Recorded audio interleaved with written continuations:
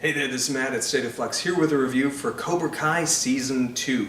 Season 2 is a largely better season of television than the first Cobra Kai was, which I liked but was a little bit on the fence due to its execution. I think here we have an increase of quality of writing and an increase in the quality of integration of these characters. The conflict seems quite interesting in how it's naturally progressing. I really like the character of McGill, though he does get sidelined in much of this in favor of focusing on a little bit more of the children of the respective leads of Johnny Lawrence and Daniel LaRusso.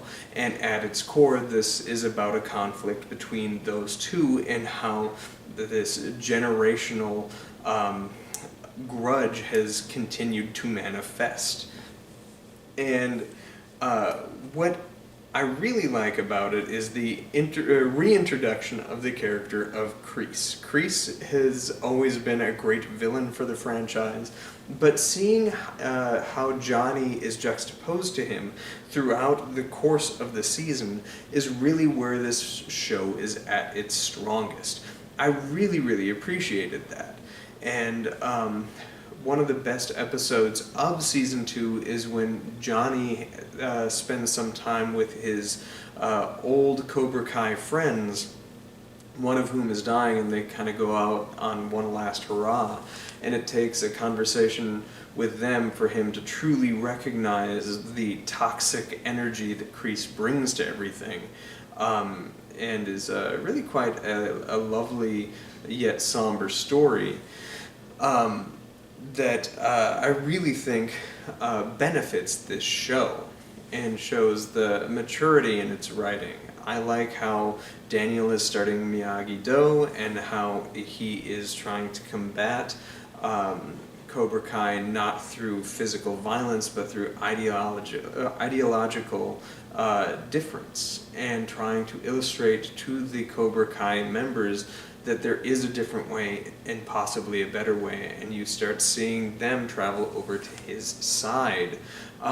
That said, Season 2's great run, which is 9 out of 10 episodes of, I think, really quality storytelling, is like muddied with a pretty flimsy final episode of Season 2.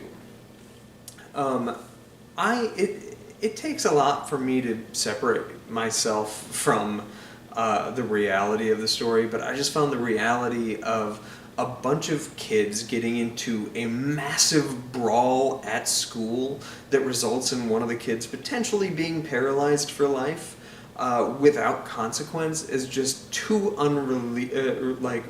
unbelievable, even within the confines of this franchise. I found the final episode to just be like a head scratcher, and none of it really worked for me.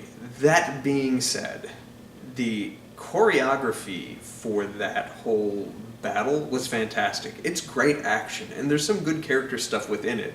It's just reality breaking to me to the point where I can't accept what happened, because that's just that would never happen. It literally couldn't, and I know none of this show really could ever happen, or any of the movies that came before, but that itself was the biggest, no to me.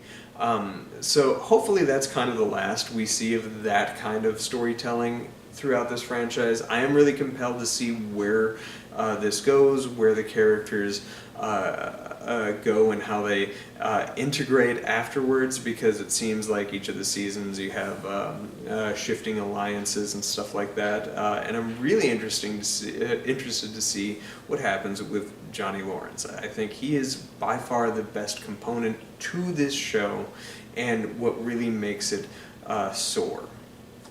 So anyway, Cobra Kai Season 2 is mostly a much better season than the first one. It just has a really weak, for me, ending. Thanks for watching. Like, subscribe. I'll hit you in another week or two with Season 3 and my thoughts on it. Thanks for watching. Peace.